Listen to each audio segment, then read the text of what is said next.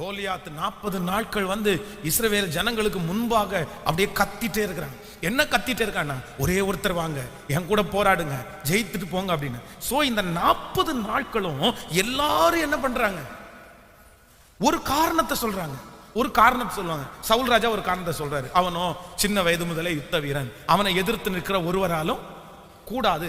அங்க நிற்கிற ஒவ்வொருத்தரும் சாக்கு போக்கு சொல்லி எத்தனை நாள் வரைக்கும் நின்றுருக்காங்க நீங்க நினைச்சு பாருங்க. அப்போ சாக்கு போக்கு ஒரு மனுஷன் சொல்ல ஆரம்பிச்சா 40 நாள் இல்ல 40 வருஷம் வரைக்கும் என்னதான் சொல்லிட்டு இருப்பாங்க. கேட்கல, 40 வருஷம் வரைக்கும் மேனேஜர் தான் திட்டிட்டு இருப்பாங்க, 40 வருஷம் வரைக்கும் கோனர் தான் திட்டிட்டு இருப்பாங்க. ஆனா ஒரே ஒருத்தன் தாவீது வர்றான். இப்ப அவனுக்கு முன்பாக வைத்திருக்கிறது, அவன் என்ன சொல்றான் அப்படின்னு சொன்னா, நான் இந்த இடத்திற்கு வந்ததுக்கு முகாந்திரம் இல்லையோ, முகாந்திரம் இருக்குது. அங்க வந்து நின்ன உடனே அந்த சத்தம் காதுல விழுந்த உடனே தாவீது ஒரு சாக்கு போக்கும் சொல்லல.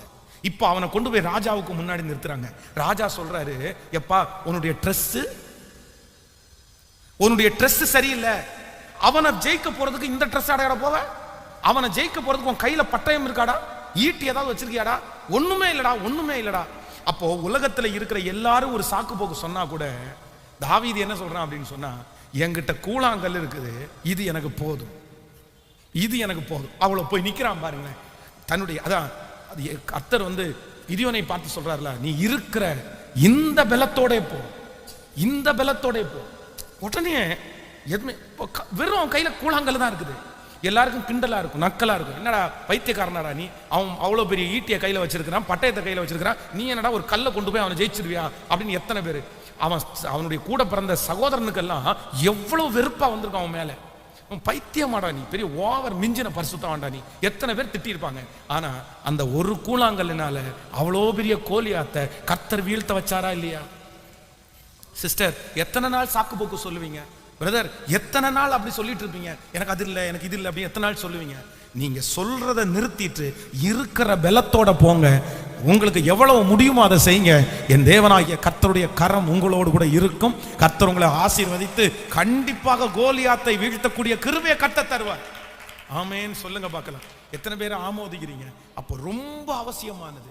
வேதத்துல நீங்கள் வந்து வேதத்துல வாசிக்கிறோம், ஈசாக்கு விதை விதைத்தான், கர்த்தர் அவனுக்கு எப்படி 100 மடங்கு பலன் கிடைச்சுன்னு நினைக்கிறீங்க?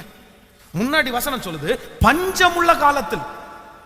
எந்த காலத்தில்? பஞ்சமுள்ள காலத்தில் யாராவது விதைப்பாங்களா? யார் என்ன எதை காரணம் காட்டுவாங்க சொல்லுங்க?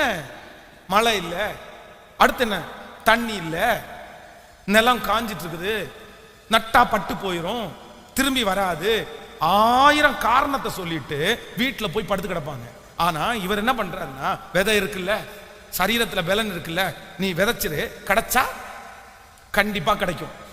அந்த சோம்பேறித்தனத்தை மிஞ்சி போய் ஈசாக்கு பஞ்சமுள்ள காலத்துல விதை விதைத்தான். கர்த்தர் அவனை ஆசீர்வதித்ததுனால 100 மடங்கு பலனை அடைந்தான்.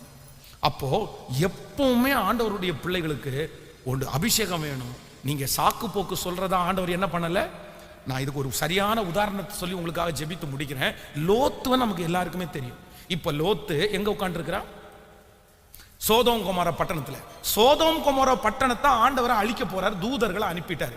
இப்ப அந்த தூதர்கள் என்ன வந்து சொல்றாங்க அப்படின்னா, நீ வெளியே வா, நீ உன் ஜீவன் தப்ப மலைக்கு ஓடிப்போ, திரும்பி பார்க்காத அப்படின்னு சொல்றாங்க. உடனே இந்த மனுஷன் ஒரு சாக்கு போக்கு சொல்றான். என்ன சாக்கு போக்கு சொல்றான்? ஹலோ, எனக்கு அவ்வளவு தூரம் போகிறதுக்கு என்னால முடியாது. ஆரம்பிக்கிறதுக்கு முன்னாடியே மனசு என்ன சொல்லுது?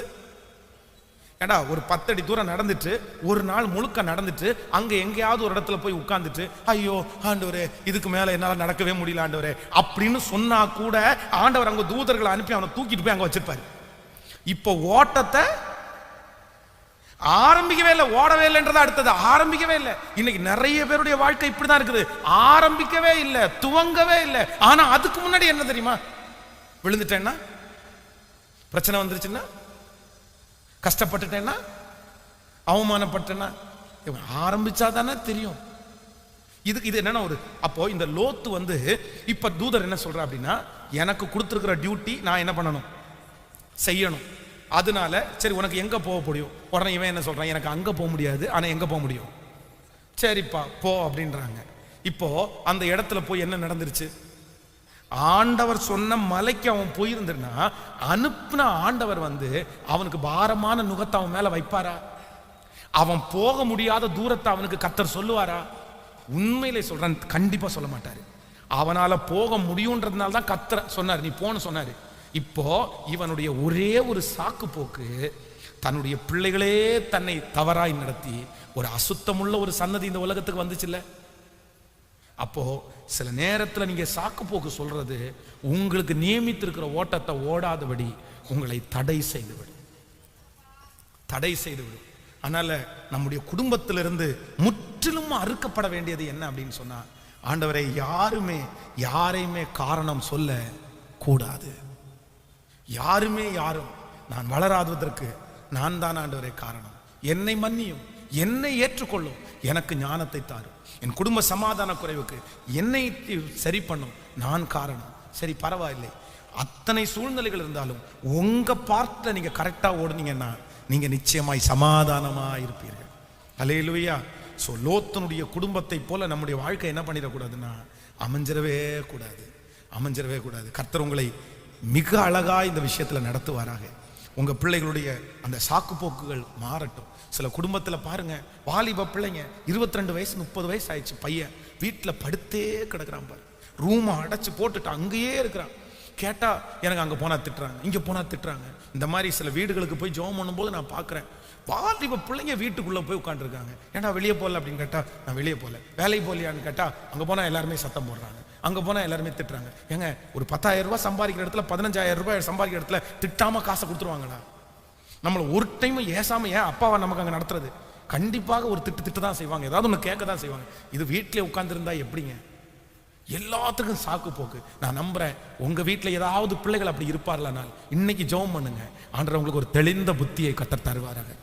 அப்படியே சாக்கு போக்கு சொல்லி வயசை தலை மேல போட்டு கூச்சிட்டாங்க அப்படின்னா அதுக்கப்புறம் என்ன செய்வாங்க?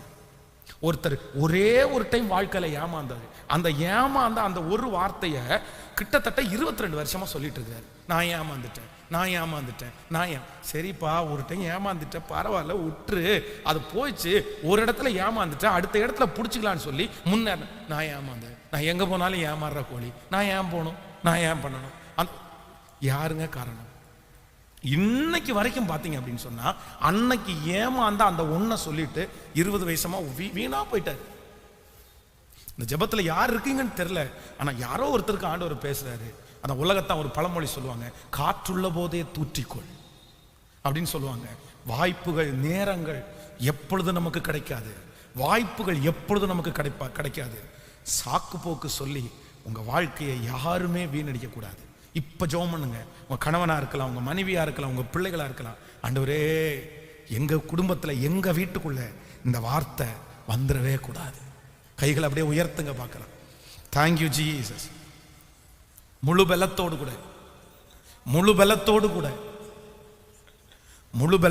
கூட என் இயேசு பெரியவர். இப்பொழுது அந்த அந்த அந்த அபிஷேகம் வரட்டும் ஆண்டவரே. உங்க குணத்தை நாங்க பார்க்கிறோம். எந்த இடத்துல நீ சாக்கு போக்கு சொல்லவே இல்லையாப்பா. எல்லா இடங்களிலும் சூழ்நிலை சரியா இருக்கும் போதும் இல்லாத போதும் நீர் அதை ஜெயித்தீர். அந்த அபிஷேகம் எங்களுக்கும் எங்களுடைய பிள்ளைகளுக்கும் இப்பொழுது இயேசு கிறிஸ்துவின் நாமத்தில் உண்டாவதாக உண்டாவதாக உண்டாவதாக உண்டாவதாக உண்டாவதாக. ஓ ஹalleluya, ஹalleluya, ஹalleluya. நன்றி ஆண்டவரே, நன்றி நன்றி ஆண்டவரே, நன்றி. எங்களுக்கு துணையாய்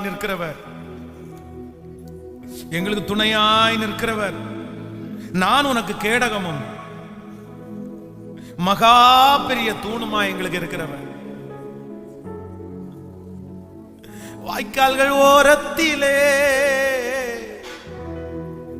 நடப்பட்ட மரம் நானே, என் வேர்கள் தண்ணீருக்குள் இலையுதிரா